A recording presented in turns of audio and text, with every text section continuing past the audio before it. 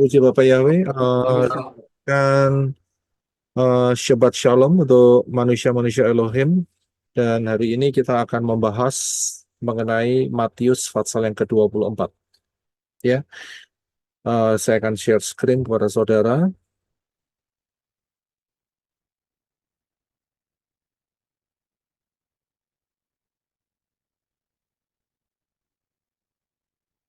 Ya, puji Bapak Yahweh, luar biasa. Hari ini kita akan bahas mengenai misteri ya, misteri Matius 24. Dan buat orang di luar sana, itu merupakan misteri, tetapi tidak untuk pelayanan menorah.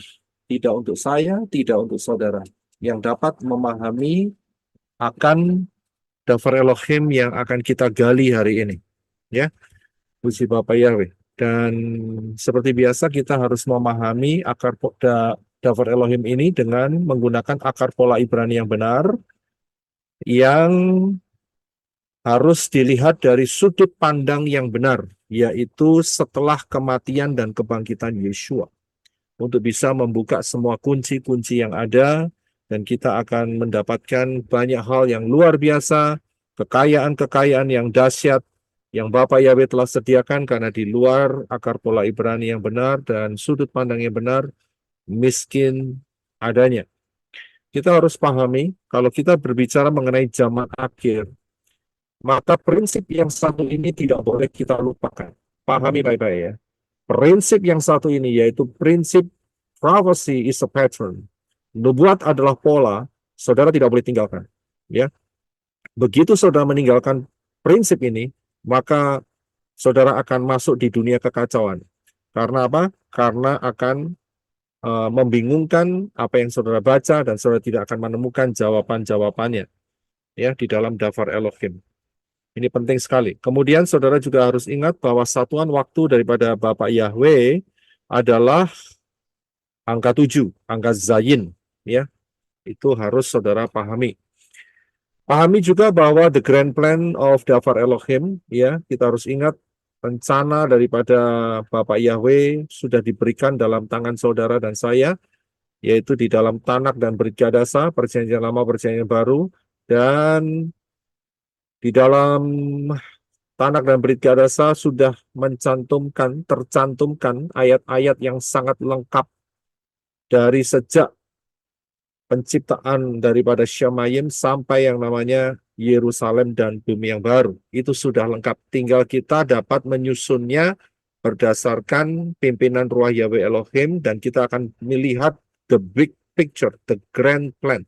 Ya, rencana yang sangat luar biasa yang Bapak Yahweh berikan buat saudara dan saya, dan ini sangat dahsyat. Puji Bapak Yahweh. Kita akan masuk di dalam materi kita, yaitu misteri Matius 24, tetapi tidak untuk pelayanan menorah. Ya, untuk pelayanan menorah ini bukan misteri. Ya, buat saudara yang di luar sana pasti misteri. Sebelum saya lanjutkan, saya mau sedikit kasih notification sama saudara bahwa pembahasan hari ini itu saya bilang dalam dan panjang. Karena itu setelah pembahasan Dafar Elohim ini, kebaktian akan kita tutup, dan saudara punya PR. Saudara PR-nya 2. Yang pertama adalah mengulangi apa yang saya sampaikan hari ini, yaitu di dalam misteri Matius 24, dan kemudian saudara juga harus mengulangi pengajaran yang saya sudah ada di pelayanan menorah ya, YouTube pelayanan menorah, yaitu mengenai rahasia Matius 24 ayat 36 terungkap. 2 ini adalah PR saudara. Untuk besok kita akan review kembali apa yang saya sampaikan hari ini, dan pertanyaan-pertanyaan saudara catat ya malam ini, dan juga saudara boleh tanyakan besok ya untuk materi Matius 24 ini, karena materi hari ini itu cukup, saya bilang heavy, cukup berat ya, butuh konsentrasi, butuh ketajaman ya, dan pengertian yang cukup baik untuk bisa membuka misteri ini, ya misteri Matius 24. Ya, jadi itu tugas saudara, yaitu mengulangi apa yang saya sampaikan hari ini, dan juga saudara juga membuka pengajaran yang sudah saya cantumkan, yaitu mengenai rahasia Matius 24 ayat 36, yang bunyinya, namun mengenai hari dan saat itu tidak seorang pun mengetahuinya, bahkan para malaikat di Syamayim, surga, pun tidak, kecuali Bapakku saja. Saudara harus dengar dua ini. Ya, dan kemudian kalau saudara pertanyaan, saudara siapkan. Saya beri waktu malam hari ini untuk menanyakan, menuliskannya, dan besok kita akan bahas di dalam review mengenai misteri Matius 24 ini. Ya, jadi itu yang saudara harus kerjakan untuk saudara betul-betul dapat memahaminya. Kita akan masuk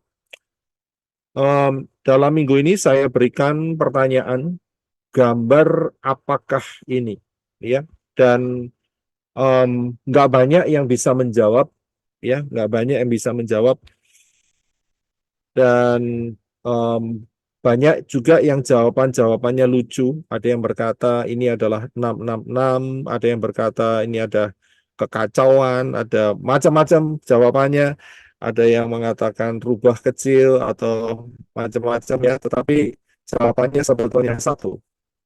Ya, yang pertama kali menjawab adalah Bapak Marion. Yang kedua yang masuk adalah Brother Yeditya. Itu yang benar. Dan kemudian disusul yang ketiga oleh Brother Daniel. Dan dia menuliskan dia matanya sampai apa itu? Sepet, ya, sampai apa itu? Sampai dia mengatakan pedes begitu, ya, untuk terus konsentrasi, ya. Ya, jadi jawaban dari gambar apakah ini adalah, siapa yang mau mewakili gambar apa ini? Ikan hiu ngadep kiri, Pak. Iya, iya, terima kasih Brother Yedit, ya. Ya, dan setelah itu ada banyak yang dapat melihatnya, tetapi termasuk sedikit karena masih banyak yang juga belum bisa mendapatkannya. Jadi gambar ini adalah di dalamnya, kalau saudara melihat terus dan mengamatinya, maka di dalamnya itu ada gambar ikan hiu yang menghadap ke kiri. Ya, ini gambarnya. Saudara harus bisa mencobanya, ya. Gambar yang saudara lihat itu adalah stereogram namanya, ya. Dan untuk membuka rahasia stereogram ini, itu saudara membutuhkan beberapa hal. Yang pertama, saudara harus dituntun terlebih dahulu, dikasih tahu caranya. Kemudian saudara mesti konsentrasi. Kalau konsentrasinya pecah-pecah terus, saudara tidak akan pernah dapat. Ya. Kemudian setelah itu saudara akan bisa membedakan, harus bisa membedakan kedalaman gambar. Ya, karena nanti kalau saudara lihat terus, maka gambar-gambar ini akan membentuk kedalaman tertentu, saudara. Dan di luar kedalaman itu, itulah gambar yang sesungguhnya. Ya, kemudian yang harus diperhatikan juga adalah sudut saudara harus melihat, ya. Itu harus bisa diperhatikan, ya. Karena sudutnya saudara nggak boleh seperti ini, saudara, ya.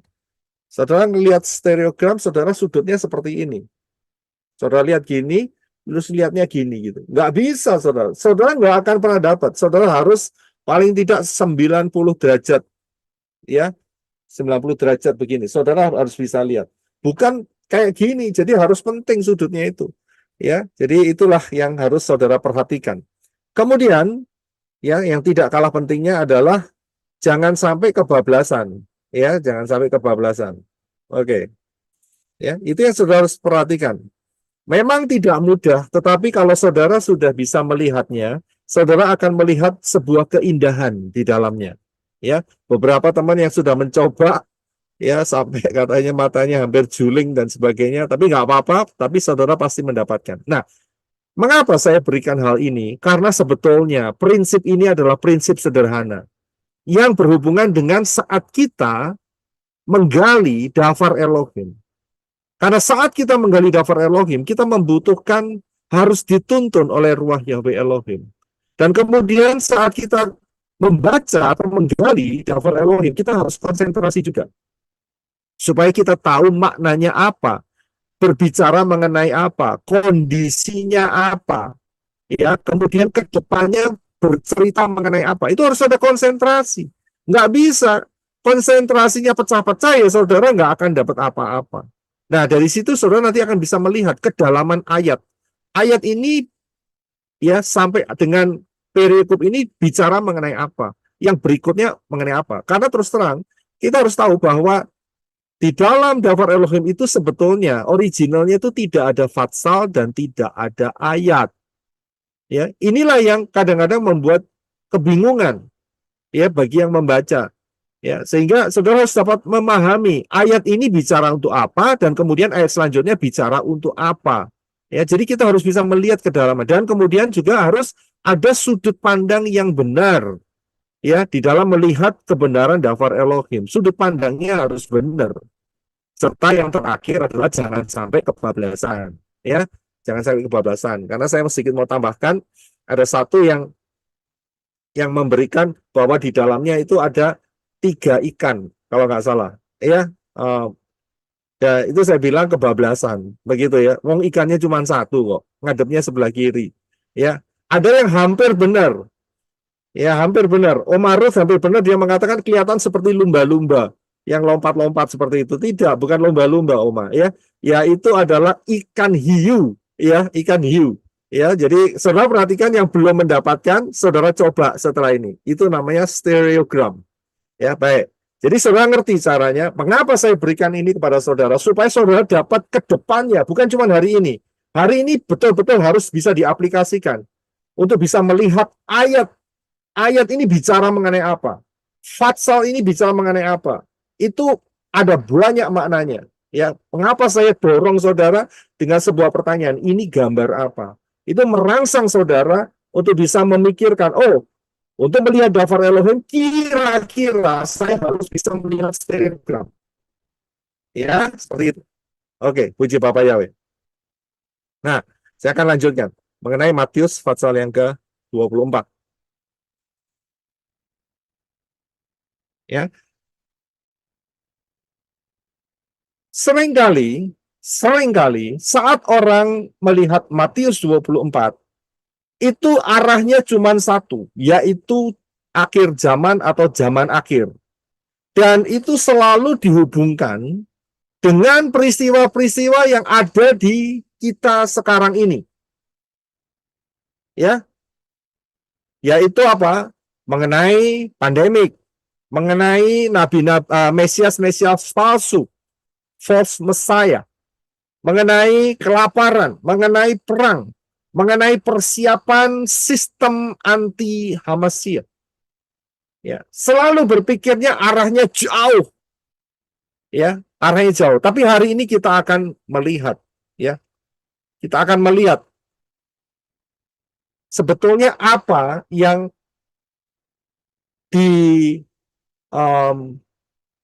diidekan untuk melihat untuk kita di dalam mempelajari mengenai Matius 24 ini. Karena di luar sana itu banyak pengajaran mengenai Matius 24 itu acak-acakan, saudara. Ya, acak-acakan. Tidak mempunyai dasar fondasi yang benar. Sehingga mereka pada tersesat semua. Dan rata-rata arahnya sama, yaitu berbicara mengenai zaman akhir. Ya. Kalau kita melihat, mungkin ini belum pernah saudara dapatkan. Tetapi inilah sebetulnya yang terjadi.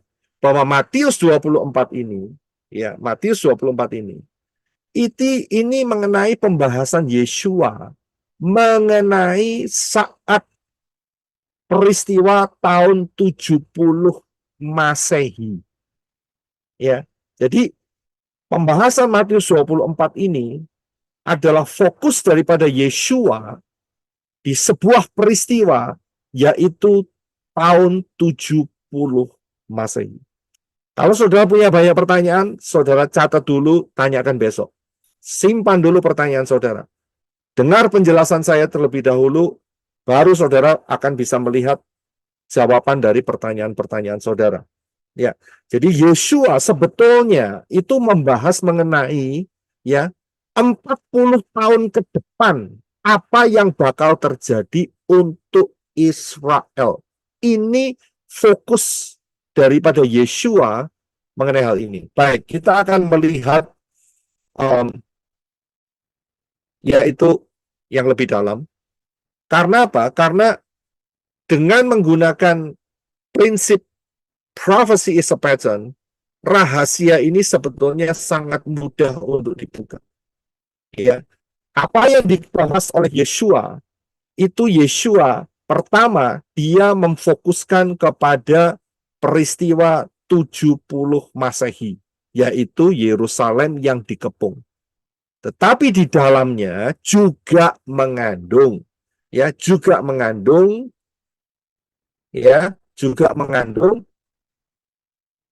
titik-titik yang menjelaskan kode-kode yang menjelaskan mengenai zaman akhir. Ya, nanti kalau saudara ikutin, saudara akan melihat dengan jelas sekali. Jadi dua hal yang Yeshua itu sebetulnya mau sampaikan kepada orang-orang saat itu. Itu perhatikan ya. Inilah yang diingini oleh Yeshua, supaya message ini, supaya berita ini itu dipercayai kepada orang-orang yang hidup pada tahun 70 Masehi. Nah, untuk memudahkan, saya akan membuat pembagian dari Matius pasal yang ke-24 ini. Saya bagi menjadi 5 bagian. Bagian yang pertama adalah ayat pertama sampai yang ketiga. Bagian kedua adalah ayat 4 sampai 14. Bagian yang ketiga adalah ayat 15 sampai 28. Bagian yang keempat adalah ayat 29 sampai 42. Dan bagian yang terakhir adalah ayat 45 sampai 51. Bagian yang pertama itu sebetulnya memberikan alasan mengapa pengajaran zaman akhir ini dibukakan oleh Yeshua. Ya, mengapa? Ya, karena kita tahu zaman Matius 24 ini kita tahu mengenai zaman akhir. Tapi mengapa? Alasannya mengapa dibukakan oleh Yeshua. Kemudian yang kedua, yaitu ayat 4 sampai 14 itu memberikan peringatan supaya murid-murid waspada. Bukan hanya murid-murid yang saat itu mendengar, akan tetapi juga berlaku buat murid-murid pada tahun 70 Masehi. Ya, dan kemudian ayat 15 sampai 28, peristiwa-peristiwa apa saja yang bakal terjadi yang akan menimpa Israel secara umum. Ya, dan kemudian bagian yang keempat adalah ayat yang ke-29 sampai 42 mengenai kode rapture, dan yang terakhir yaitu ayat 45 sampai 51 yaitu mengenai siapakah yang akan di rapture. Ya, jadi inilah pembagiannya. Kita akan melihat satu persatu ya, supaya lebih jelas daripada saya berikan saudara untuk membaca dari ayat 1 sampai 51. Saya berikan satu persatu saja supaya saudara lebih mudah untuk menerimanya. Ya, saya masuk di dalam bagian yang pertama, yaitu ayat 1 sampai yang ketiga. Alasan mengapa pengajaran zaman akhir ini dibukakan oleh Yeshua. Ayat pertama sampai ayat ketiga, silakan dibaca, Brother Henok. Terima kasih. Matius 24 ayat 1. Dan setelah keluar, Yeshua terus berjalan dari bait suci, dan murid-muridnya menghampiri untuk menunjukkan bangunan bait suci kepadanya. 2. Namun Yeshua berkata kepada mereka, "Tidakkah kamu melihat semuanya ini? Sesungguhnya aku berkata kepadamu, sekali-kali di sini tidak akan dibiarkan batu di atas batu yang sama sekali tidak akan diruntuhkan." 3. Dan sementara dia duduk di atas bukit Zaitun, datanglah para murid-murid kepadanya secara tersendiri sambil berkata, "Katakanlah kepada kami, bila manakah hal-hal ini akan terjadi, dan apa tanda kedatanganmu dan akhir zaman itu?" Ya, terima kasih. Saudara perhatikan bahwa saat itu Yeshua dia berjalan dengan murid-muridnya, dan murid-muridnya menunjukkan mengenai bait suci. Ya, bisa jadi mereka juga mengadakan percakapan ya di Bukit Zaitun, karena Bukit Zaitun itu adalah bukit di dekat yang namanya Bait Suci, ya, dan bisa langsung melihat di sana. Nah, mereka memperbincangkan, ya, dikatakan di sini bahwa ayat 3, ya, datanglah para muridnya secara tersendiri. Jadi pengajaran ini dikhususkan bukan untuk orang banyak. Perhatikan, pengajaran ini tidak untuk orang banyak, tetapi hanya untuk murid-murid saja. Ya, jelas ya, ayat 3 di atas ya, sebelah kiri atas, saudara lihat, datanglah para murid kepadanya secara tersendiri. Jadi pengajaran ini sangat-sangat eksklusif sekali. Ya, sangat-sangat betul-betul betul-betul untuk orang dalam begitu. Ya. Nah, dikatakan di sini ayat yang pertama, dan setelah keluar, Yeshua berjalan dari bait suci. Perhatikan kata bait suci. Ya, dan kemudian murid-muridnya menghampirinya untuk menunjukkan bangunan bait suci kepadanya. Kita tahu bait suci yang mana yang ada saat zaman Yeshua. Tidak lain, ini adalah bait suci yang direnovasi oleh Nehemia dan Ezra, ya, kemudian dipercantik oleh Herodes Agung atau Herodes the Great, yang pernah kita tahu dialah yang pembunuh daripada bayi-bayi di Bethlehem. Ya, jadi Herodes the Great, Herodes Agung, dia mempercantik bangunan ini, saudara. Ya, betul-betul dipercantik sehingga misalnya dia kalau nggak salah dia kasih lapisan-lapisan emas. Ya, sehingga dari jarak kejauhan itu sudah memantulkan cahaya matahari yang membuat seperti suatu kilauan yang luar biasa. Jadi betul-betul cantik saat itu. Ya, dipercantik yang luar biasa. Jadi kita tak paham ya, bait suci ini adalah bait suci yang direnovasi oleh Nehemia dan Ezra. Ini adalah bait suci yang dibangun oleh Salomo, ya, anak daripada Raja Daud. Tetapi ingat, bait suci yang pertama itu dihancurkan, dibakar, tetapi tidak dirata tanahkan oleh Nebukadnezar. Ya, saudara masih ingat ya? Bisa lihat masalah itu. Jadi inilah bait suci yang dimaksud. Kemudian untuk memahami soal pengajaran bait suci, maka saudara bisa melihat apa yang sudah saya sampaikan, yaitu mengenai rahasia bait suci keempat. Saudara bisa ke sana ya. Saudara bisa pelajari di sana untuk dapat memahami dengan baik dan benar mengenai bait suci, ya. Nah, di ayat yang kedua dikatakan bahwa namun Yeshua berkata kepada mereka. Jadi setelah Yeshua dipertunjukkan atau melihat juga bait suci itu dan ditunjukkan pada murid-muridnya bagian-bagian yang indah, yang luar biasa, Yeshua bilang begini, tidakkah kamu melihat semuanya ini?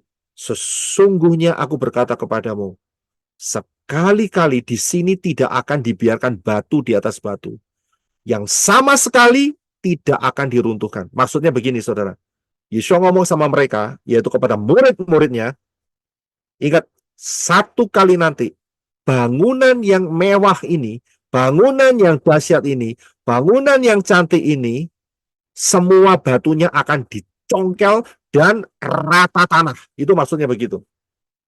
Ya, apa yang dikatakan oleh Yeshua dalam bahasa kita sehari-hari. Rata tanah, tidak ada satu batu yang berdiri di atas batu yang lain. Semuanya rata, cukur rata, ya, betul-betul pelontos. Ngerti ya? Jadi sama sekali nggak ada lagi batu kecil pun yang dari fondasinya. Ya, fondasi memang masih boleh ada, tetapi di atas fondasi itu tidak ada lagi. Betul-betul rata tanah. Ya, itu yang dimaksudkan oleh Yeshua. Nah, kalau kita lihat ayat ini, ternyata di dalam Lukas 19 ayat 41 sampai 44, Yeshua juga sudah mengucapkan kalimat yang sama. Silakan Brother Renok untuk baca Lukas 19 ayat 41 sampai 44. Terima kasih.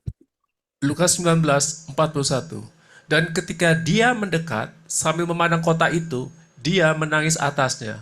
Seraya berkata, Jika saja engkau tahu hal-hal untuk damai sejahteramu, setidaknya dalam harimu ini, tetapi sekarang semuanya itu tersembunyi dari matamu. 43. Sebab hari-harinya akan datang atasmu, dan para pembencimu akan memasang berkeliling kubu-kubu terhadapmu, dan mengepungmu serta mengimpitmu dari segala jurusan. 44. Dan mereka akan meruntuhkan kamu dan anak-anakmu yang ada bersamamu, dan tidak akan meninggalkan padamu sebuah batu di atas sebuah batu, karena engkau tidak mengetahui saat lawatan bagimu. Iya, terima kasih. Ya, kita akan melihat ayat ini lebih detail. Yang pertama, kita lihat yang saudara perhatikan yang saya beri tulisan merah, tinta merah. Dikatakan bahwa Yeshua saat itu memandang kota itu dan dia menangis. Dan dia berkata, ya, bahwa sekarang semuanya itu tersembunyi dari matamu. Mengapa? Karena ayat 44 yang merah saja ya. Karena engkau tidak mengetahui saat lawatan bagimu. Saudara perhatikan, ayat 42 dikatakan, sekarang semuanya tersembunyi. Ya, tersembunyi. Kamu nggak akan bisa lihat. Mengapa? Karena engkau tidak mengetahui saat lawatan bagi kamu. Pertanyaannya adalah, kapan Yeshua melawat? Ada yang mau kasih jawaban? Satu orang saja. Kapan lawatan Yeshua terjadi? Pas second coming ya Pak? Rapture, Pak. Salah, bukan. Di Bukan, kematiannya. bukan second coming. Ini harus akan Setelah Oke, saat kita merespon, Pak, oke. lawatannya. Itu makna rohaninya. Pertanyaan saya adalah, kapan Yeshua melawat Yerusalem? Itu pertanyaan saya. Bro Adi mau coba jawab? Saat Iya, Saat, Pak. Pak. Yang 1000 tahun, Pak. Bukan 1000 tahun. Bro Adi silakan. Iya, Pak. Saat pelayanan Yesua selama 3,5 tahun itu, Pak. Kurang tepat. Saya tunjukkan saya tunjukkan ya, satu lawatan ya. Oke, saudara bisa mute semua. Satu lawatan yang membuat mereka tidak bisa melihat, yaitu saat ini, saudara. Saat Yeshua menaiki keledai dan kemudian orang-orang menghamburkan di depannya baju-bajunya dan kemudian daun-daun palem dan mereka berteriak Hosana, Hosana, Hosana. Saudara bisa lihat peristiwa ini, masih ingat? Inilah yang disebut lawatan Yeshua terhadap Yerusalem. Pertanyaannya adalah, apakah seluruh Yerusalem menerima? Tidak Tidak semuanya. semua menerima. Yang menolak adalah orang-orang petinggi-petinggi, ahli-ahli Torah, imam-imam kepala. Mereka menolak. Bahkan ingat Yeshua pernah mengatakan, kalau sampai mereka tidak mengucapkan Hosana, maka batu-batu ini akan berbicara. Masih ingat ya perkataan Yeshua? Sudah paham? Karena saat itu orang pemimpin mengatakan tutup mulut mereka supaya mereka tidak mengatakan Hosana, Hosana. Saudara tahu mereka itu paham karena ayat ini kalau tidak salah ada di dalam Sakaria. Ya. Kalau tidak salah dalam Sakaria, nanti kita buktikan aja ya. Itu ada ayatnya bahwa dikatakan rajamu datang dengan menunggang keledai. Mereka tahu kalau sampai ada orang yang dielu-elukan, inilah raja. Dan saat itu mereka tidak mengakui raja selain daripada Kaisar Romawi. Saudara bisa lihat, inilah masa lawatan yang Yeshua lakukan kepada Yerusalem. Tetapi apa yang terjadi? Mereka menolak. Ya, mereka menolak. Dan saat mereka menolak, karena mereka tidak tahu lawatan itu, menolak lawatan itu, maka tersembunyi semuanya bagi mereka. Hati-hati, saudara. Ya, hati-hati dengan yang namanya lawatan, waktu lawatan Elohim. Ya, karena apa? Jangan sampai keras hati. Bisa-bisa hanya satu kali dalam seumur hidup. Ya, mungkin hari ini saudara entah keberapa kalinya mendengar bahwa nama pencipta langit dan bumi adalah Yahweh. Dan saudara mengeraskan hati. Ingat, saat saudara dikasih tahu bahwa nama pencipta langit dan bumi adalah Yahweh di dalam Yeshua HaMashiach, dan saudara menolaknya, berarti saudara menolak waktu lawatan Elohim. Dan risikonya sangat besar sekali. Bisa-bisa tertutup masa untuk saudara bisa masuk dalam pintu pertobatan itu. Hati-hati dengan waktu lawatan Elohim. Juga yang ada, ya, tetap keras hati, menolak, ya, dengan cara Yeshua untuk memberikan kekuatan kepada murid-muridnya, yaitu dengan makan tubuh Yeshua dan minum darahnya. Saudara hanya fokus, itu hanya tradisi setahun sekali. Ingat, hati-hati. Termasuk golongan yang menolak daripada waktu lawatan Elohim. Dan saudara ngerti, siapa yang menolak waktu lawatan Elohim, pasti mereka akan binasa. Mengerikan sekali, saudara. Nanti kita akan lihat kelanjutannya. Tapi ingat, saya hanya fokus dulu kepada waktu lawatan Elohim. Jangan sampai saudara menyia-nyiakan waktu lawatan Elohim. Banyak orang dikasih tahu, hati-hati sebentar lagi ada rapture. Bersiaplah, berjaga-jagalah, jadilah 5 gadis yang bijaksana. Tetapi masih saja ada yang tidak mau siap, tidak mau berjaga-jaga, jadi lemah karena makan cuma setahun sekali, ya, dan kemudian alasannya banyak, tidak sunat, ya, kemudian ya banyak alasan lah. Saudara ngerti sendiri alasan-alasan yang mereka buat. Ingat, bagi yang menolak itu seperti 5 gadis yang bodoh. Mereka menolak waktu lawatan Elohim. Hasilnya nanti akan dilihat sendiri apa yang bakal terjadi. Mengerikan sekali. Ya, karena waktu lawatan ini adalah waktu yang bisa jadi hanya satu kali dalam seumur hidup. Ya. Jangan berpikir selalu ada waktu. Ingat, begitu rapture terjadi, saudara ketinggalan, selesai ceritamu. Lewatilah yang namanya meterai kelima. Kalau saudara pengen tahu, pergi ke pelayanan menorah, cari yang namanya pembahasan meterai yang kelima. Ya, oke, itu mengenai lawatan. Saya akan lanjutkan. Saudara perhatikan. Ya, yang berikutnya. Itu yang pertama ya. Yang tadi kita ngomong mengenai semuanya tersembunyi karena apa? Karena engkau tidak mengetahui saat lawatan.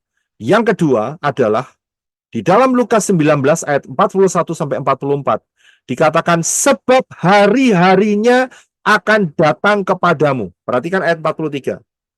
Kapan hari-harinya itu? Dan kemudian dikatakan dan para pembencimu akan memasang berkeliling kubu-kubu terhadapmu dan mengepungmu serta menghimpitmu dari segala jurusan. Oleh siapa? Ya kan? Dan kemudian ayat 44. Dan mereka akan meruntuhkan kamu dan anak-anakmu yang ada bersamamu dan tidak akan meninggalkan padamu sebuah batu di atas sebuah batu.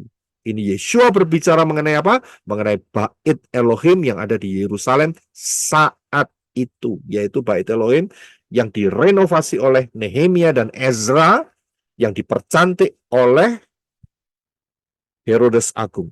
Sudah bisa lihat ayat ini, ya. Nah, di sini kita bisa temukan bahwa yang dimaksud oleh Yeshua adalah ya tahun 70 Masehi. Karena apa? Karena ya ayat 43 dikatakan sebab hari-harinya akan datang atasmu. Kapan itu? Sekitar tahun 70 Masehi. Sebelumnya mereka sudah dikepung. Ayat 43, sebab hari-harinya akan datang atasmu dan para pembencimu akan memasang berkeliling kubu-kubu terhadapmu dan mengepungmu serta menghimpitmu dari segala jurusan. Saudara perhatikan, sebelum tahun 70, ya, sudah diperintahkan oleh, kalau tidak salah, oleh Vespian saat itu, ayah daripada Titus, untuk mengepung Yerusalem saat itu. Dan puncak-puncaknya terjadi pada saat tahun 70 Masehi yang dilaksanakan, dieksekusi oleh Jenderal Titus saat itu. Dan betul apa yang terjadi? Tidak ada satu batu yang berdiri di atas batu yang lain.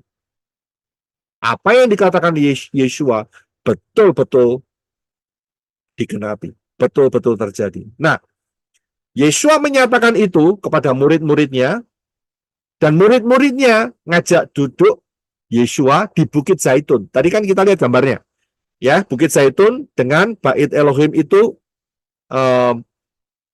ada lembah di tengah-tengahnya, dan mereka bisa melihat Bait Elohim, dan mereka duduk dan mereka tanya secara tersendiri. Ya, kalau sudah lihat sekarang nanti ya, Bukit Zaitun ini adalah bukit yang nantinya akan dipergunakan untuk menyembelih red heifer. Ya, itu dilihat dari sisi timur. Ya, sisi timur daripada Bait Elohim. Ya, Yerusalem sekarang. Bait Elohimnya belum ada. Ya, nah saat mereka duduk-duduk, mereka tanya secara sendiri. Ada 3 pertanyaan. Perhatikan baik-baik. Makanya kalau membaca firman jangan cepat-cepat kalau mau penyelidikan. Ya, harus bacanya pelan-pelan. Nah, pertanyaan pertama adalah, katakan kepada kami, bila manakah hal-hal ini akan terjadi? Katakan, kapan? Kemudian yang pertanyaan kedua, ya, apa tanda kedatanganmu? Karena Yeshua sudah mengajarkan sebelumnya mengenai bahwa dia juga akan datang kembali. Dan kemudian murid-murid yang ketiga, mereka bertanya, apa sih zaman akhir itu? Akhir zaman itu apa gitu loh. Ya. Apa tandanya itu? Nah, jadi 3 pertanyaan ini ditanyakan oleh murid-murid secara tersendiri kepada Yeshua. Ya. Nah, kita mau lihat yang bagian A terlebih dahulu. Dikatakan, katakanlah kepada kami bila manakah hal-hal ini akan terjadi. Bukan cuma hal ini terjadi, tapi hal-hal ini akan terjadi. Nah, kalau untuk kita bisa membuka daripada hal-hal ini, maka ini bukan cuma satu, saudara. Kita harus kembali lagi kepada penjelasan di dalam Lukas ayat 19, ayat 41 sampai 44. Ya, yang telah kita baca tadi. Hal-hal apa? Yaitu hal-hal mengenai Yeshua mengatakan dalam Lukas 19 ayat 41 sampai 44, dikatakan bahwa kamu akan dikepung dan Bait Elohim akan diruntuhkan sama sekali. Inilah yang dimaksud mengenai pertanyaan murid-murid yang mengatakan, kapan hal-hal ini terjadi? Yaitu kapan pengepungannya, kemudian kapan bait sucinya akan diruntuhkan, sehingga tidak ada satu batu yang diletakkan di atas batu yang lain. Jadi sudah paham ya, ini pertanyaan yang A, baru pertanyaan A. Nah, pertanyaan yang berikutnya adalah yang B, apa tanda kedatanganmu dan apa tanda zaman akhir zaman. Jadi ini adalah 3 pertanyaan yang ditanyakan oleh murid-murid saat itu kepada Yeshua secara tersendiri. A, B, dan C. Sudah bisa lihat. Nah, di dalam menjawab hal ini, Yeshua paham sekali. Ingat ya, Yeshua sangat paham akan prinsip nubuat adalah pola. Prophecy is a pattern. Penjelasan Yeshua diungkapkan di dalam ayat 4 sampai 51, ya, itu dengan menggunakan prinsip. terutama, saya bilang ya, terutama ayat 4 sampai 28. Perhatikan ya, yang sebelah kiri atas saya berikan ayat 4 sampai 14, 15 sampai 28. Terutama dua frase ini. 4 sampai 14 dan 15 sampai 28 itu Yeshua paham sekali mengenai prophecy is a pattern. Nubuat adalah pola. Jadi itu cara jawabnya dia menggunakan prinsip itu. Contohnya apa? Saya kasih contoh yang juga ada di dalam Matius 24, yaitu mengenai Matius 24 ayat 37 sampai 39. Ya, coba Brother Henok bisa baca Matius 24 ayat 37 sampai 39. Terima kasih. Matius 24 ayat 37 sampai 39. Dan sebagaimana pada zaman Noah, demikian pula lah kedatangan anak manusia akan terjadi. Sebab sebagaimana mereka hidup pada hari-hari sebelum air bah, makan dan minum, kawin dan dikawini, sampai pada hari Noah masuk ke dalam bahtera, dan mereka tidak menyadari sampai air bah itu datang dan melenyapkan semuanya. Demikian pula lah kedatangan anak manusia akan terjadi. Ya, terima kasih. Saudara bisa lihat Yeshua dari kalimat ini ayat 37 sampai 39 kita dapat memahami bahwa Yeshua paham betul mengenai prinsip yang satu ini, yaitu prinsip nubuat adalah pola. Karena itu Yeshua bilang, sebagaimana pada zaman Noah, demikian pula kedatangan anak manusia akan terjadi. Ini bukan kedatangan yang pertama, karena Yeshua sudah datang saat itu. Saudara bisa lihat, dia mengambil contoh Noah sekitar 3.000 tahun sebelum Yeshua, dan kemudian dia juga mengaplikasikannya untuk 2.000 tahun ke depan. Saudara bisa lihat, 2 kali dia ucapkan, demikian pula kedatangan anak manusia akan terjadi, kemudian ditutup dengan satu kalimat, demikian pula kedatangan anak manusia akan terjadi. Jadi dari hal ini kita betul-betul bisa paham bahwa nubuat adalah pola, adalah sebuah prinsip yang tidak boleh dilupakan sama sekali. Untuk melihat dafar Elohim mengenai zaman akhir. Karena prophecy adalah pattern. Saudara bisa paham ya? Saudara bisa lihat. Saudara harus bisa mengerti hal ini. Ya, sehingga saudara tidak akan tersesat. Nah, kembali lagi. Pertanyaan murid-murid Yeshua adalah ABC, sebelah kiri atas. Saudara bisa lihat ya. Yeshua menjawab sebelah kanan, saya berikan. Yeshua menjawabnya dengan memberikan kode-kode tertentu. Sidik jari. Ya, terutama di dalam ayat 4 sampai 28. Itu ada sidik jarinya. Itu ada kode-kode khusus. Nah, problem terbesar pengajar-pengajar di luar sana, mereka tidak memahami kode-kode itu. Ya, ketidakpahaman akan kode-kode yang diberikan oleh Yeshua inilah yang membuat banyak orang kebingungan untuk mengungkap misteri Matius 24. Mereka pada bingung semua. Karena mereka ayat-ayatnya bertabrakan. Mereka tidak bisa melihat dengan jelas, mereka acak-acakan. Tapi saya kasih tahu, ini tidak untuk pelayanan menorah. Ini tidak untuk saya dan saudara. Ya. Karena apa? Karena kita dapat melihat dengan jelas. Prinsip ini sebetulnya itu sama dengan cara kita untuk melihat stereogram. Sudah bisa lihat? Banyak orang nggak paham, ini gambar apa? Ada yang ngomong, ada 2 orang yang mengatakan ini gambar batik. Ya, ada yang bilang ini ada gambar alam supranatural. Ya, nggak apa-apa karena nggak paham. Sudah bisa lihat? Karena nggak melihat secara kedalaman, karena itu bingung lihat hal ini. Tapi saya sudah jelaskan sama saudara, jadi saudara tidak bingung lagi. Inilah yang luar biasanya kalau kita dipimpin oleh Ruach Yahweh Elohim dengan ketepatan yang luar biasa, ya, untuk dapat melihat kedalaman ayat-ayat. Dan ini saya kasih tahu tidak mudah, tidak mudah. Perlu yang namanya Ruach Yahweh Elohim, konsentrasi, mengerti akan garis besar dan sebagainya.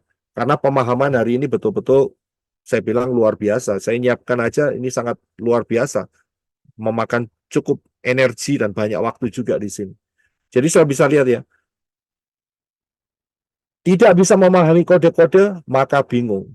Ya sama seperti lihat stereogram, ya, yang setelah saya berikan. Nah, sekarang kita masuk di dalam bagian yang berikutnya, yang kedua, yaitu ayat 14, ayat 4, mohon maaf, ayat 4 sampai 14, mengenai peringatan agar murid-murid waspada. Ya, peringatan agar murid-murid waspada.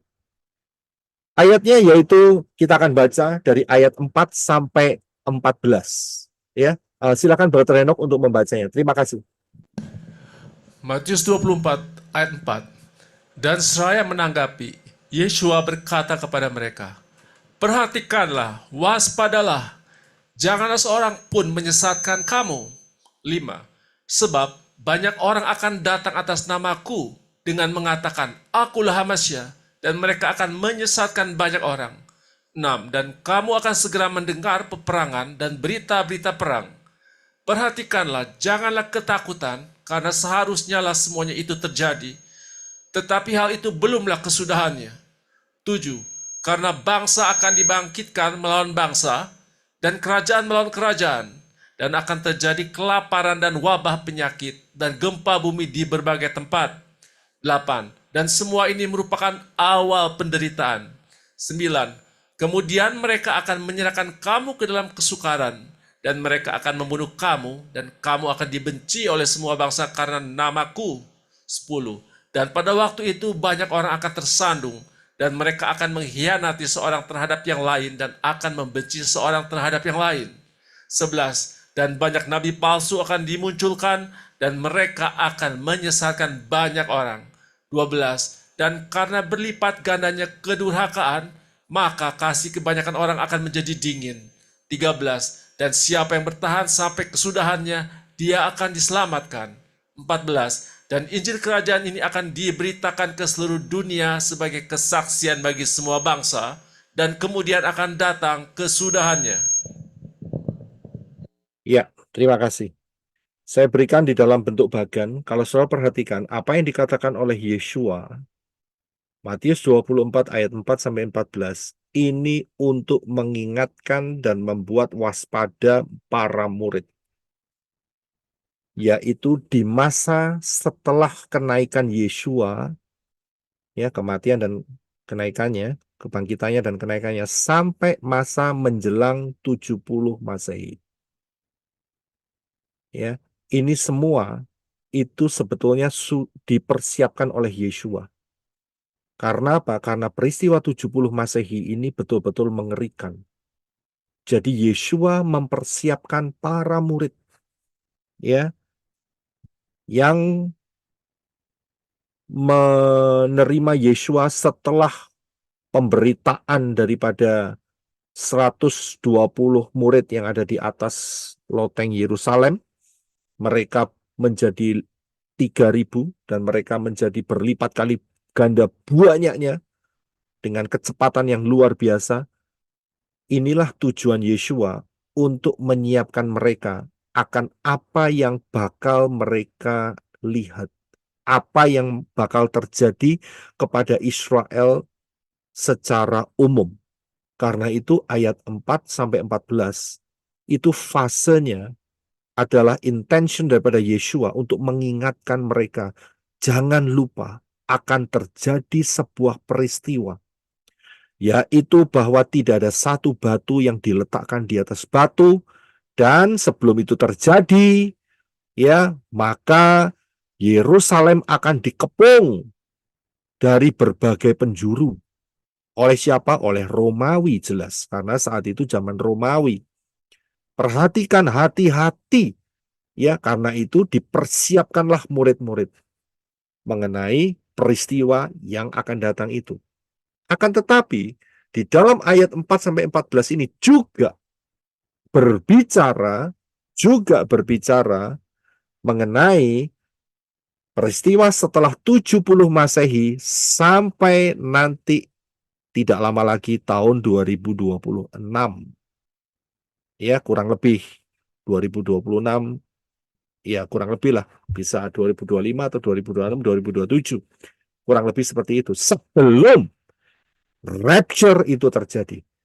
Karena apa? Di dalam ayat 14 dikatakan, dan Injil kerajaan ini akan diberitakan ke seluruh dunia sebagai kesaksian bagi semua bangsa, dan kemudian akan datang kesudahannya. Sudah bisa lihat? Jadi ayat 4-14 ini berbicara di dua fase, dua periode, yaitu tahun 30 sampai tahun 70, kemudian tahun 70 sampai tahun 2026 sebelum rapture. Seperti itu, saudara. Ingat, prinsip daripada nubuat adalah pola. Jadi, ayat 4-14 ini berbicara di dua sisi. Saudara bisa lihat ya, dengan gambar yang saya berikan kepada saudara, akan memudahkan untuk saudara dapat memahami. Ya, sisi yang pertama adalah tahun sebelum 70 Masehi, sisi yang kedua adalah sesudah tahun 70 Masehi sampai saat rapture. Jadi ayat ini berbicara di sana. Ya. Nah, seringkali yang diperhatikan kalau sudah lihat ayat yang ke-7 atau yang ke-6, kamu akan mendengar berita perang, ya kan? Kemudian bangsa bangkit melawan bangsa, kerajaan melawan kerajaan, gempa bumi, ya. Kemudian ada yang namanya wabah penyakit, ya, pandemik, ya kan? Di berbagai tempat di seluruh penjuru bumi. Nah, rata-rata mereka terjebak di situ hanya berpikir bahwa ayat 4-14 ini untuk zaman kita sekarang. Tidak, saudara. Ya. Ini berbicara untuk dua sisi. Ya, jadi saudara paham akan hal ini. Nah, saya akan lanjutkan. Ya, saya akan lanjutkan. Bagian yang ketiga adalah apa yang terjadi kepada Israel. Ya, inilah bagian ketiga, ayat 15 sampai ayat yang ke-28. Ya, silakan dibaca Brother Henok ayat 15 sampai 28. Terima kasih. Matius 24 ayat 15. Oleh karena itu, bila mana kamu melihat pembinasa keji yang dibicarakan oleh Nabi Daniel, tengah berdiri tengah yang kudus, siapa yang membaca biarlah dia memahaminya. 16. Maka biarlah mereka yang berada di Yudea melarikan diri ke pegunungan. 17. Siapa yang berada di atap rumah, janganlah dia turun untuk mengambil apapun dari rumahnya. 18. Dan siapa yang berada di ladang, janganlah dia pulang kembali untuk mengambil jubahnya. 19. Dan celakalah bagi mereka yang sedang mengandung dan yang sedang menyusui pada hari-hari itu. 20. Namun berdoalah supaya pelarianmu tidak terjadi pada musim dingin ataupun hari Sabat. 21. Sebab pada waktu itu akan terjadi kesukaran besar seperti yang belum pernah terjadi sejak awal dunia sampai sekarang. Bahkan sekali-kali tidak akan pernah terjadi. 22. Dan sekiranya hari-hari itu tidak diperpendek, maka semua manusia tidak akan diselamatkan. Tetapi karena mereka yang terpilih, hari-hari itu akan diperpendek. 23. Maka jika seseorang berkata kepadamu, lihat Hamasya ada di sini, atau di sini, janganlah kamu percaya. 24. Sebab Hamasya palsu dan nabi-nabi palsu akan dimunculkan, dan mereka akan memberi tanda-tanda yang dahsyat dan keajaiban-keajaiban sehingga menyesatkan, bahkan jika mungkin mereka yang terpilih. 25. Lihatlah, aku telah mengatakan kepadamu sebelumnya. 26. Oleh karena itu, apabila mereka mengatakan kepadamu, lihat, dia ada di padang gurun, janganlah keluar. Lihat, ada di dalam kamar, janganlah percaya. 27. Sebab, sebagaimana kilat memancar dari timur dan bersinar sampai ke barat, demikian pula lah kedatangan anak manusia akan terjadi. 28. Sebab, di mana saja ada bangkai, di sana burung nasar akan terkumpul. Ya, terima kasih. Kita akan melihat dari ayat 15 sampai 28 ini. Ya, saudara perhatikan, disinilah mereka di luar sana selalu mengarahkan kepada masa anti Hamasya. Tapi kita akan lihat kedalamannya sampai di mana daripada ayat 15 sampai 28 ini. Yang pertama dikatakan bahwa ayat 15, oleh karena itu bila mana kamu melihat pembinasa keji yang dibicarakan oleh Nabi Daniel, ya, tengah berdiri di tempat kudus, siapa yang membaca biarlah dia memahaminya. Kita harus tahu dulu apa yang dimaksud dengan pembinasa keji ini. Dan kita harus tahu siapa yang dimaksud oleh Yeshua. Ya. Jadi apa itu pembinasa keji dan siapa yang dimaksud oleh Yeshua. Ya. Ini yang harus kita perhatikan terlebih dahulu. Saya beri kesempatan, saudara kira-kira bisa jawab enggak? Siapa pembinasa keji yang dimaksud oleh Yeshua? Atau apa pembinasa keji itu? Anti Hamasya, Pak. Yang pertama anti Hamasya. Oke, ada lagi yang mau menjawab? Jenderal Titus. Jenderal Titus. Oke, ada lagi yang mau coba jawab? Nabi-nabi palsu, Pak. Nabi palsu. Oke, kita tampung. Baik.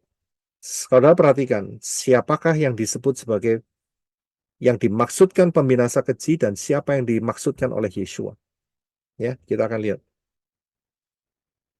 Kalau saudara perhatikan, di dalam LAI saudara, ya ada 3 catatan kaki dari LAI.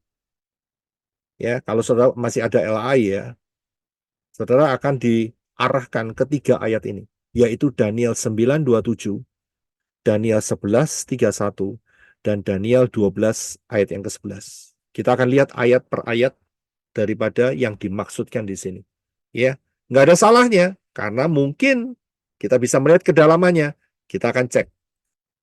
Daniel 9:27, Daniel 11:31, dan Daniel 12 ayat 11. Silakan Brother Henok untuk membaca satu persatu. Terima kasih. Daniel 9 ayat 27. Dan dia akan meneguhkan perjanjian dengan banyak orang selama 1 pekan. Tetapi pada pertengahan pekan itu ia akan menyebabkan kurban dan persembahan sajian terhenti. Namun atas memuncaknya kekejian itu akan datang yang membinasakan, bahkan hingga tuntas. Dan itulah yang telah ditetapkan untuk menimpa pembinasa itu. Daniel 11 ayat 31. Kekuatan akan muncul daripadanya, dan mereka akan menajiskan tempat kudus, benteng itu, dan akan menghapuskan kurban terus-menerus yang telah ditetapkan. Mereka akan menegakkan kekejian yang membinasakan. Daniel 12 ayat 11. Dan dari waktu kurban terus-menerus dihapuskan, dan kekejian yang membinasakan itu ditetapkan, ada 1290 hari. Iya, terima kasih. Kita akan lihat 3 ayat ini. Ya, 3 ayat ini kita akan lihat. Daniel 9:27, Daniel 11:31, dan Daniel 12 ayat 11. Karena 3 ayat ini ya yang dipakai sebagai pendukung mengenai pembinasa keji yang tertulis di dalam Matius pasal 24 ayat yang ke-15. Kita akan lihat. Yang pertama yang akan kita lihat adalah Daniel 11 ayat 31.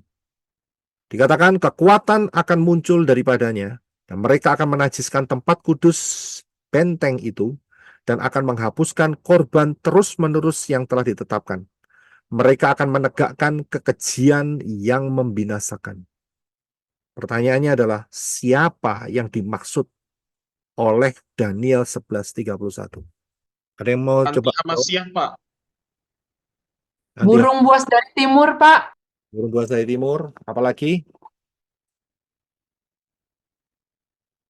Kalau Sistem Pak, sistem anti Hamasya itu Pak. sistem anti Hamasya. Oke. Untuk melihat hal ini, saudara harus lihat konteks daripada Daniel 11 ayat. Pasal 11. Dari ayat 1 sampai yang terakhir. Ya, kalau saudara perhatikan ini sudah saya sampaikan, ya, yaitu mengenai ini dia.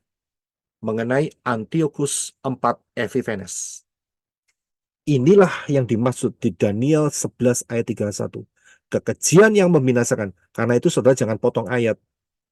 Ayat 31 saudara potong begitu saja, maka saudara akan tersesat. Saudara akan berkata, ini anti Hamasiyah. Memang betul anti Hamasiyah, tapi anti Hamasiyah yang mana dulu? Begitu.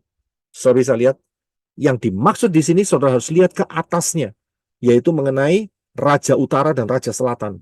Ini Daniel pasal yang ke-11. Saudara harus baca terlebih dahulu, dan ini merujuk kepada satu orang, yaitu Antiochus IV Epiphanes. Mengapa? Karena dia menginstruksikan untuk menaruh dewa Zeus, ya, patung dewa Zeus di halaman daripada bait suci Elohim yang ada di Yerusalem, bait suci yang kedua. Saat itu belum direnovasi oleh Herodes. Mengapa? Siapa yang mau jawab? Mengapa belum direnovasi oleh Herodes? Yesua belum lahir, Pak. Ya betul, bukan Yesuanya, Herodesnya belum lahir. Ya, Herodesnya belum lahir satu loh. Gimana caranya dia merenovasi? Ya, yang kedua itu sudah berdiri berkat daripada Nehemia dan Esra. Saudara perhatikan pengajaran di dalam misteri 2300 hari, ya. Daniel pasal 8, session yang pertama dan session kedua. Saudara harus belajar di sana. Saudara akan temukan jawabannya.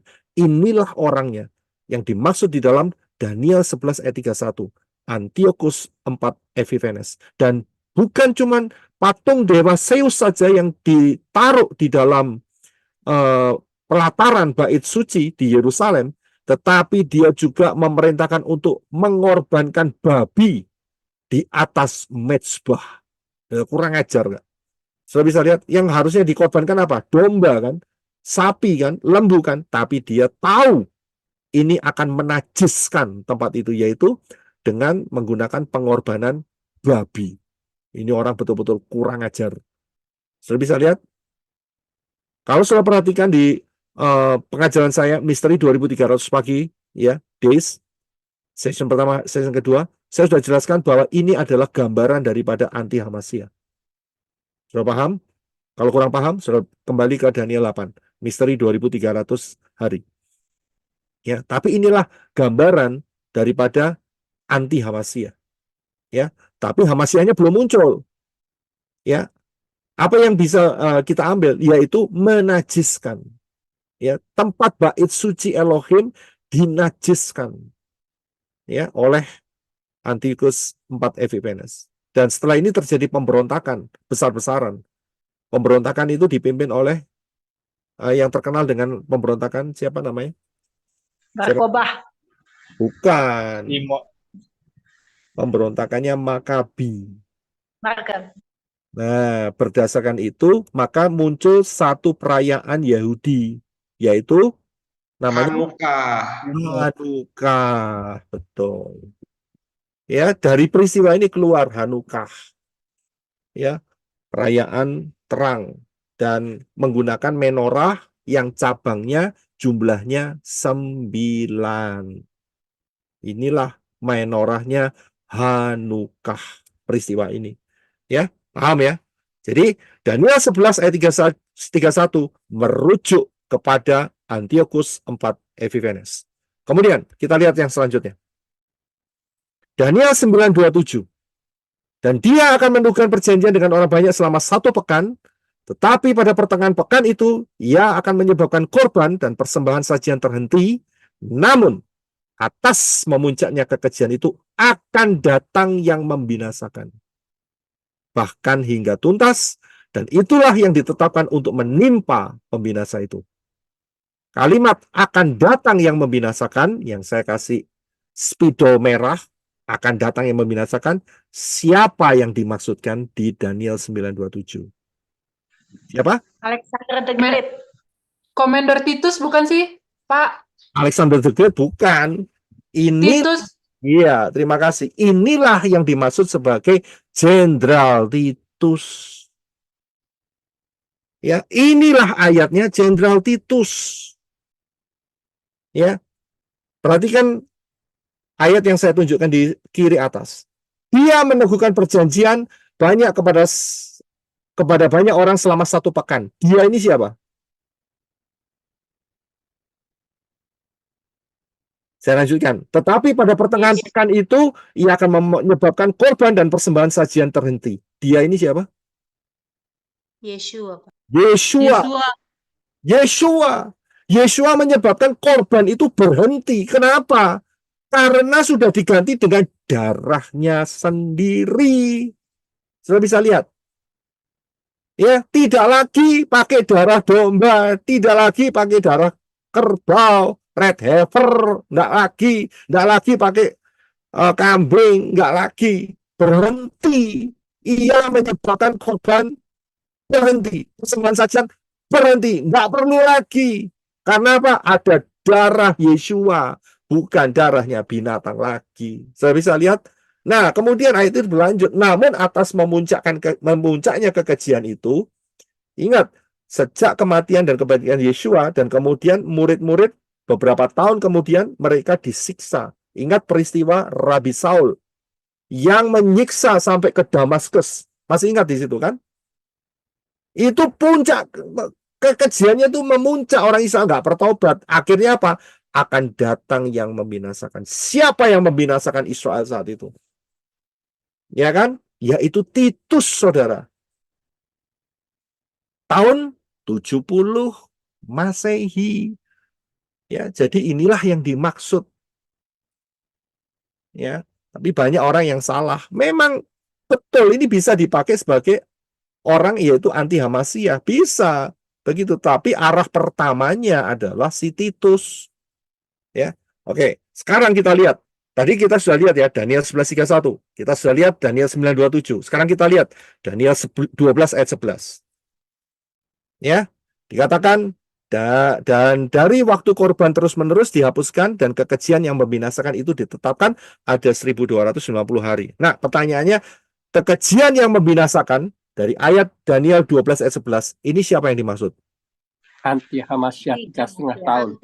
Masa menambah. Saudara paham betul. 6. Iya, terima kasih. Saudara paham betul. Kan saya sudah kasih tahu kan bahwa rahasia ini ya tidak lagi menjadi rahasia buat pelayanan menorah. Saudara tahu kodenya di mana? Kodenya di sini, saudara. 1290 hari. Kenapa? Karena saya sudah bawakan pengajaran rahasia 1290 hari dan 1335 hari. Kandidatnya cuma satu, anti Hamasiyah. Kapan ketemunya? Saya tidak mau ketemu. Ya, tapi masih Saya ada juga tidak mau.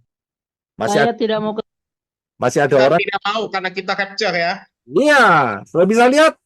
Jadi Daniel 12 ayat 11, kekejian yang membinasakan ini dikhususkan untuk satu orang, yaitu nanti entah siapa, karena saya nggak mau tahu. Karena yang saya mau tahu adalah saya masuk rapture.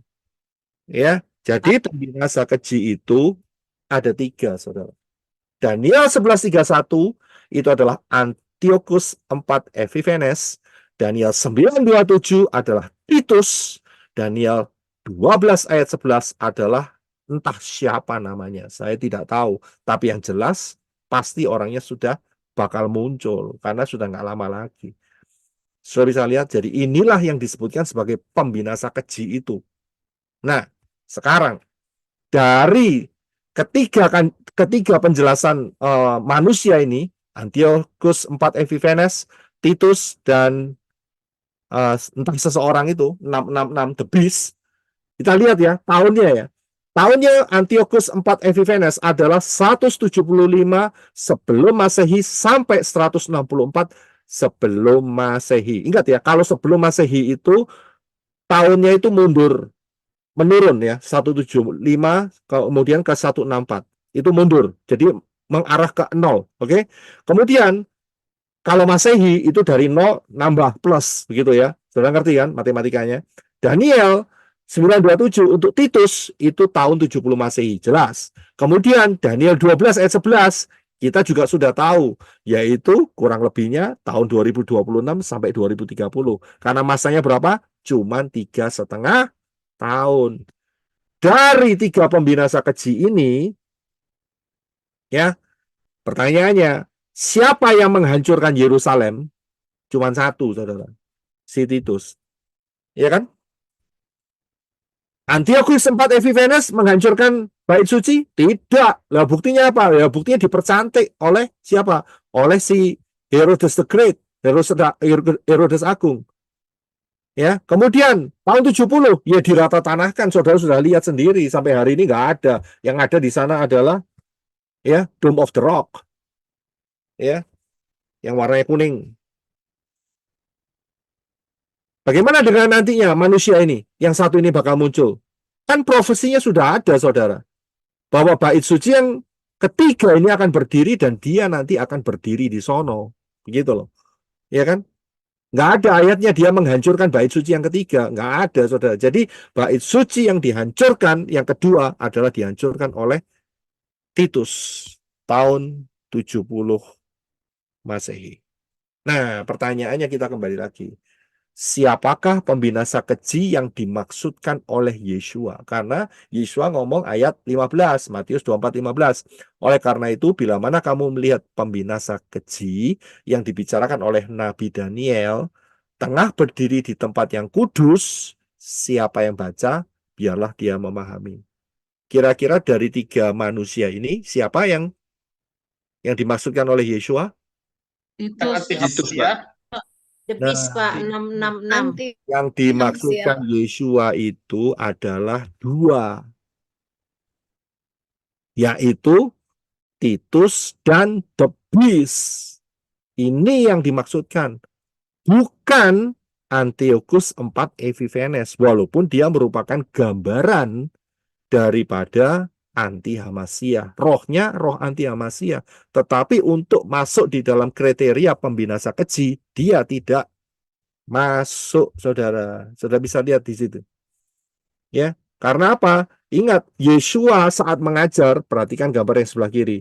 Saat dia duduk di Bukit Zaitun, itu sekitar tahun 30 atau tahun 31 Masehi.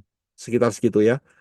Saudara perhatikan, kalau Antiochus IV Epiphanes, ya sudah lewat ratusan tahun, saudara. Saudara bisa lihat, hanya dua kandidat yang bakal terjadi. Yang pertama adalah Titus, tahun 70 Masehi, dan yang kedua adalah The Beast, tahun 2026. Saudara bisa lihat, jadi dua kandidat ini yang Yeshua perkatakan di dalam kitab Matius 24 ayat ke-15. Ya, bisa lihat. Nah, saya akan lanjutkan.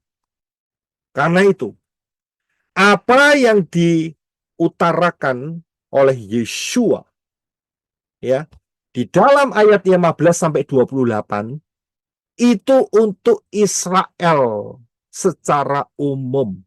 Sudah bisa lihat? Dikatakan bahwa apa? Kalau kamu nanti lihat pembinasa keji itu, yaitu si Titus, ya, cepat loh ya. Aku sudah ngomong sama kamu lewat Lukas, ya kan? Bahwa nanti akan ada pengepungan. Kamu harus lari dari Yudea, itu ayat 16. Ya, ayat 17, siapa yang berada di atap jangan turun untuk mengambil apapun di rumahnya. Itu maksudnya bukan secara harafiah dia di atap terus ya mati ya podo wae kan. Maksudnya begini, kamu harus segera lari dari Yerusalem. Itu maksudnya, saudara.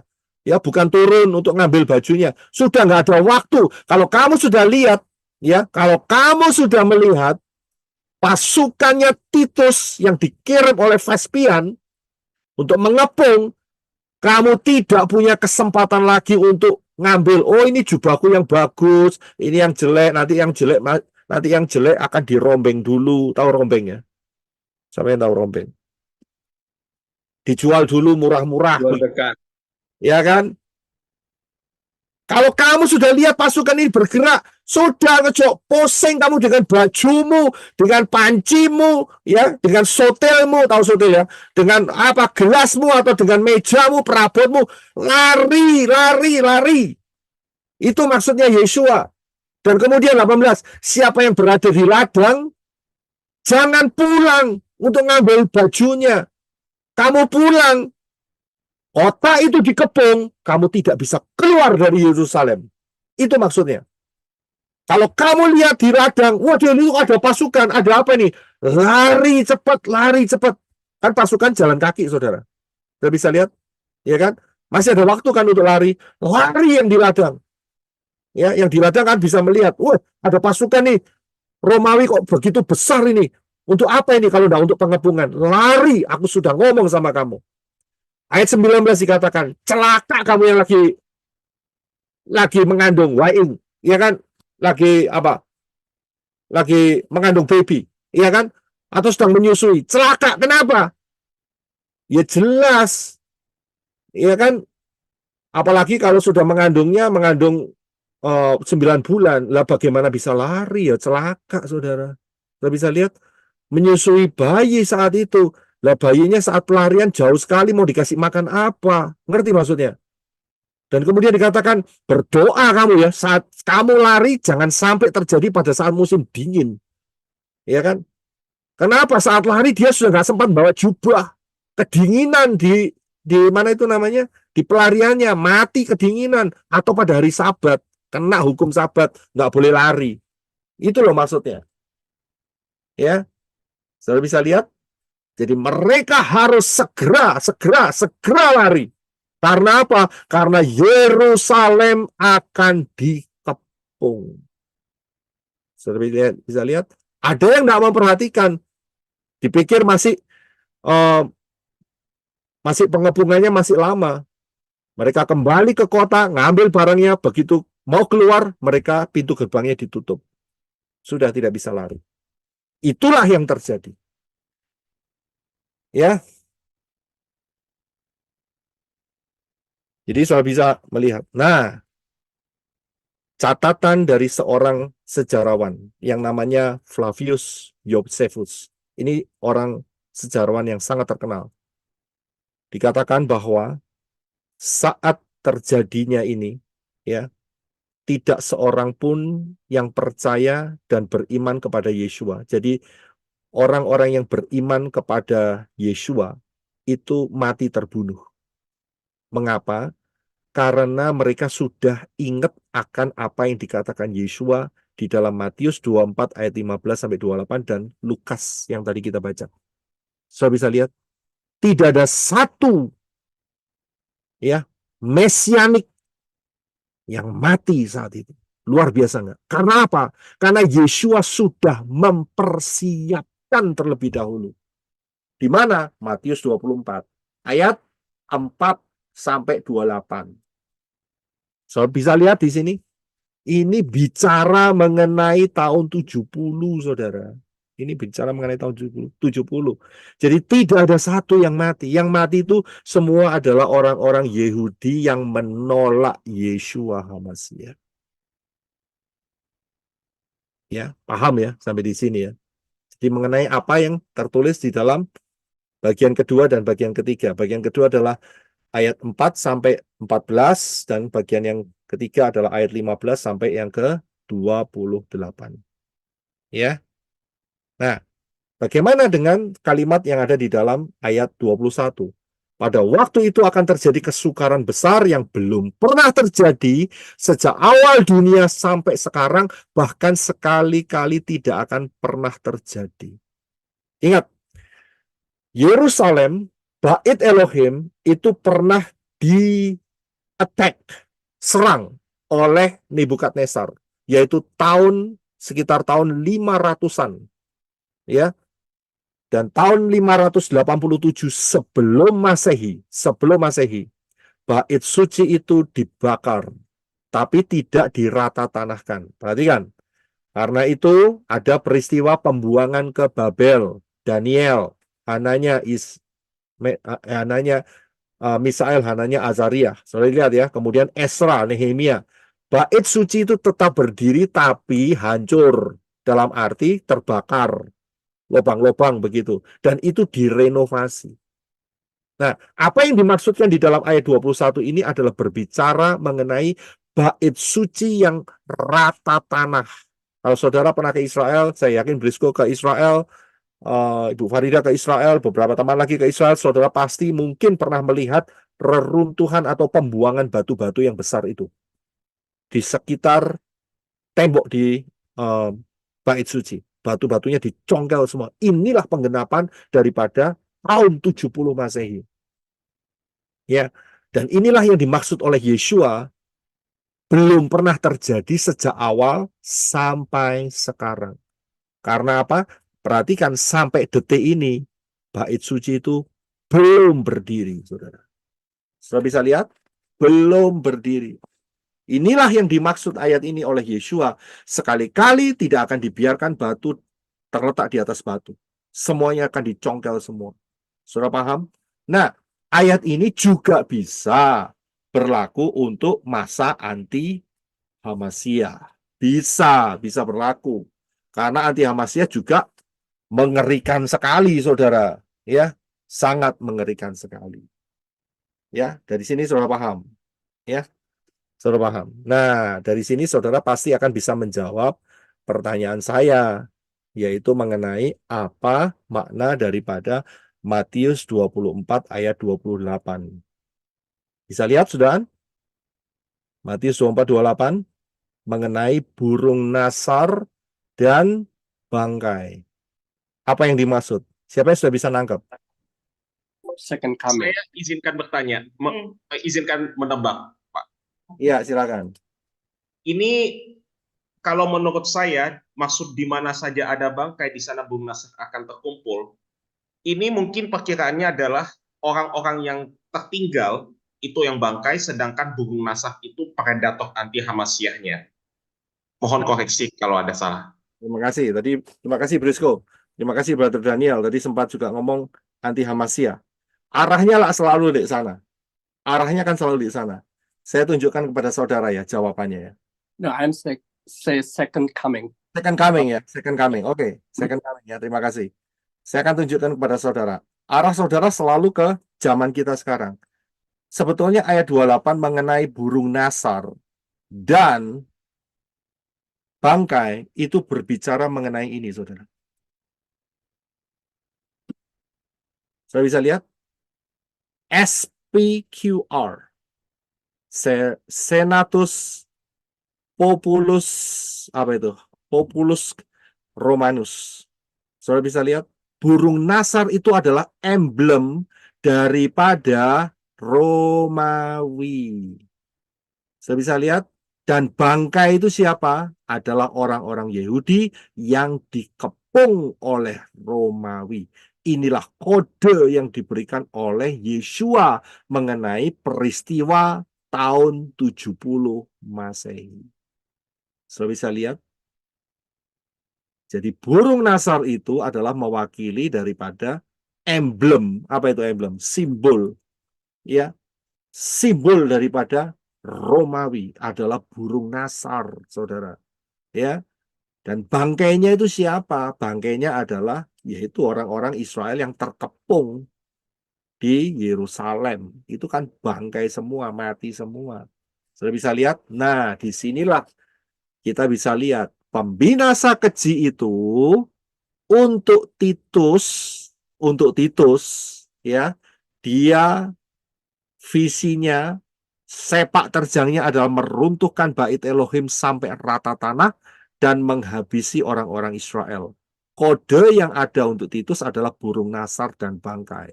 Sedangkan untuk the beast, dia akan menghabisi orang-orang Israel sehingga yang tersisa hanya 144.000. Kodenya apa? Kodenya adalah kilat yang memancar. Sudah bisa lihat?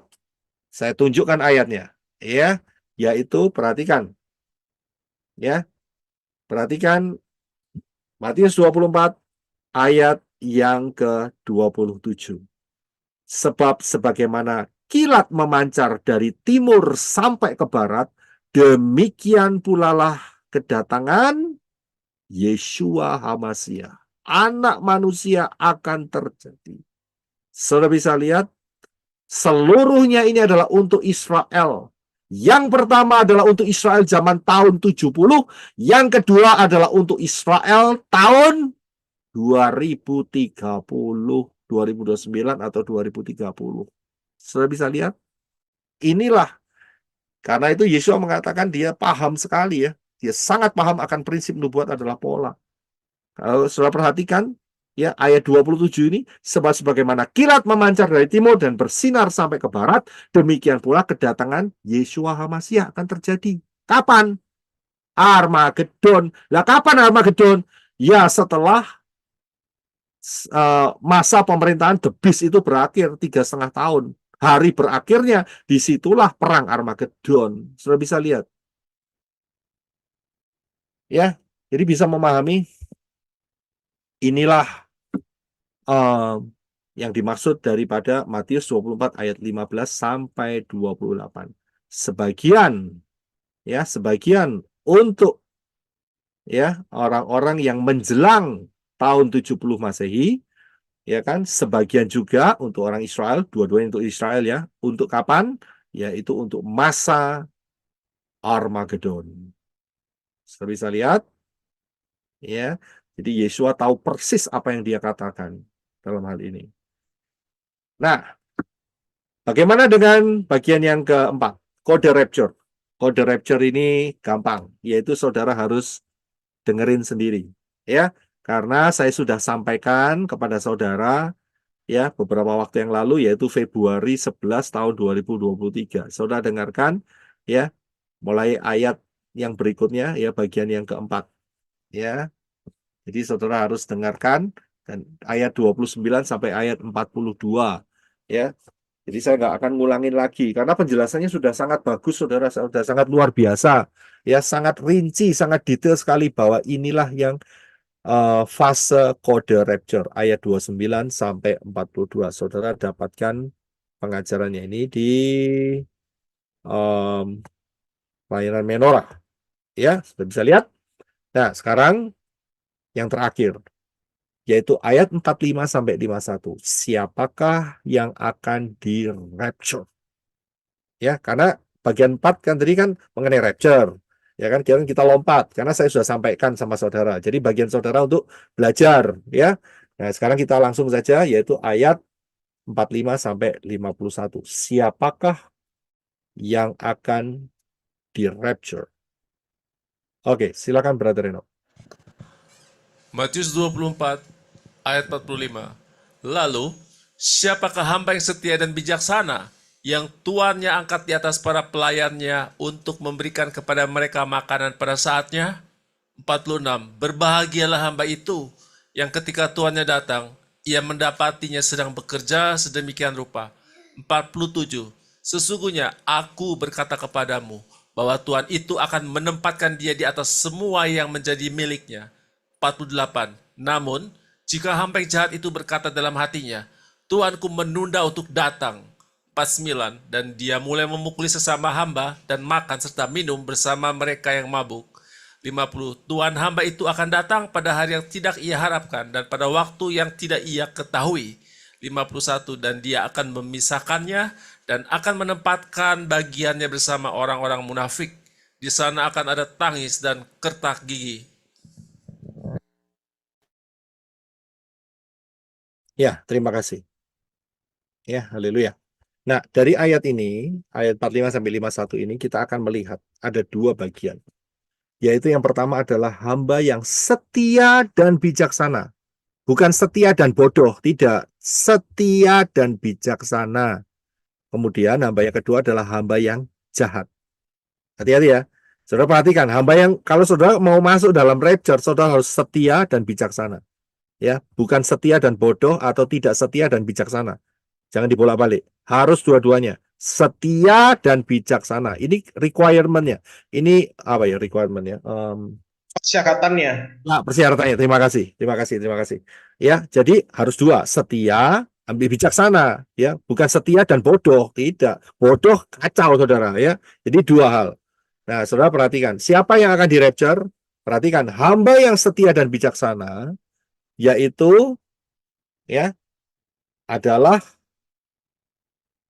bagian 46, ketika tuannya datang dia sedang bekerja sedemikian rupa. Bekerja apa? Yaitu memberikan, ayat 45 dikatakan untuk memberikan kepada mereka makanan pada saatnya. Sudah bisa lihat?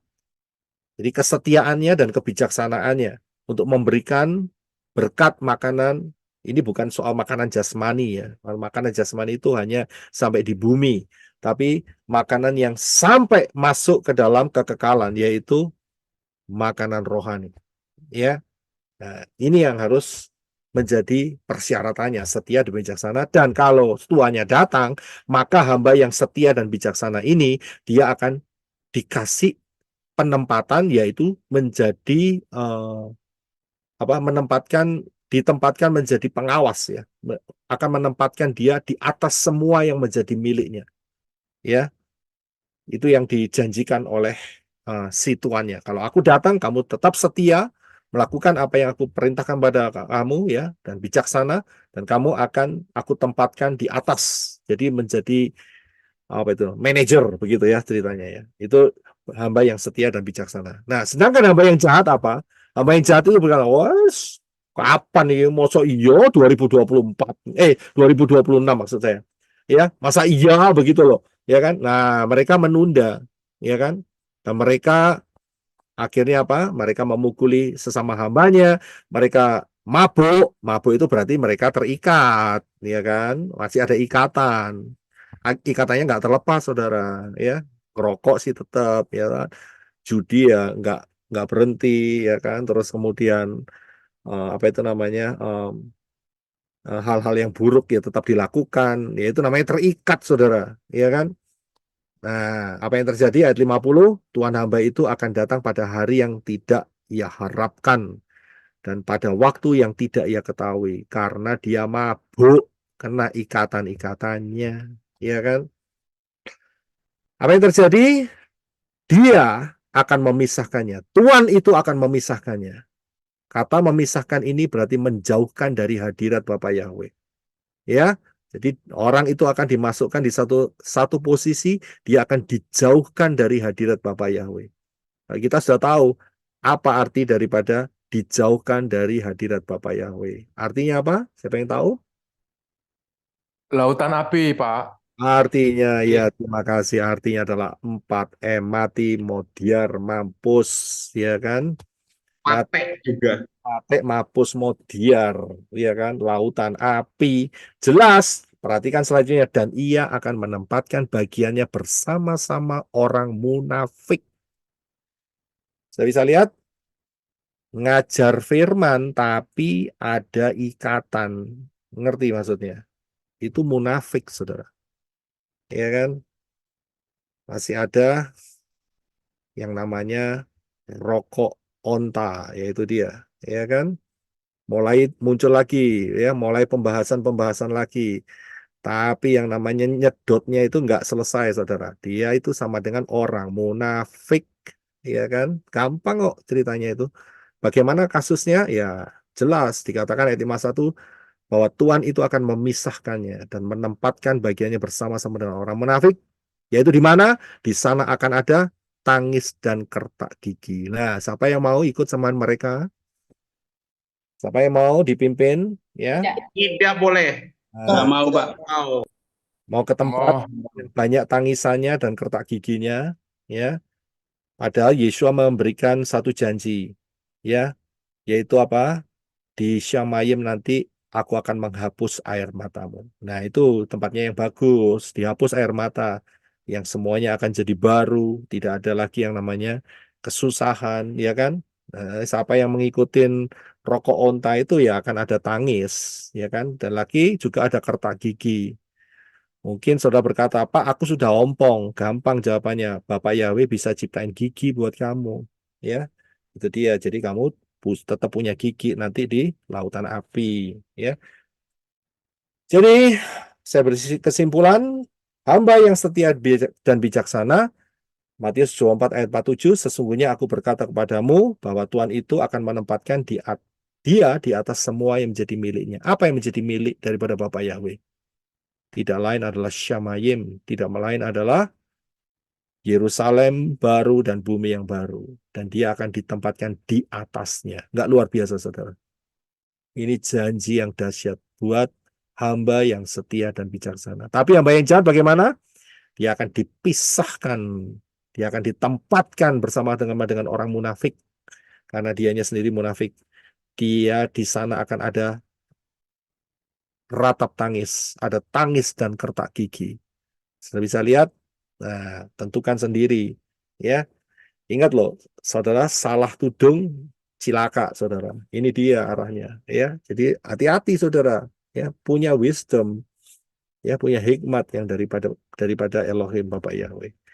Puji Bapak Yahweh, hari ini kita sudah hampir mencapai 6.000 tahun sejak kejatuhan Adam dan Hawa. Dan sebentar lagi kita akan ada rapture, 3,5 tahun Sekel Semita pertama kita sudah masukin, ya, kita sudah masuk di bulan Juni tanggal 7 tahun 2024, ya. Unik juga ya, bulan tanggal hari ini ya, untuk kemarin saudara, hari ini saya, Juni 6, 678, ya, 678. Juni 6 kan, tanggal 7, 2024, jadikan satu digit kan jadi 8, ya, 678. Dan tidak lama lagi kita akan rapture, karena itu sudah berjaga-jaga. Siapa yang belum masuk di dalam pintu keselamatan yang benar, yaitu Yeshua, Yodshin Waw Ayin, maka masuklah dalam pintu keselamatan yang benar. Karena ya, Bapak Yahweh mengatakan barang siapa berseru dalam nama Yahweh akan diselamatkan. Jangan keraskan hati, segera baptisan di dalam baptisan dalam nama yang benar, yaitu nama Yahweh, nama Yeshua HaMashiach dan Ruach Yahweh Elohim, dan juga belajar dapat Elohim, jangan lagi mengikuti pola daripada penyembahan atau perayaan pagan, ya. Dan saudara tetap setia dan bijaksana sampai masuk dalam rapture. Haleluya. Bapak Yahweh memberkati saudara sekalian. Ya. Amin.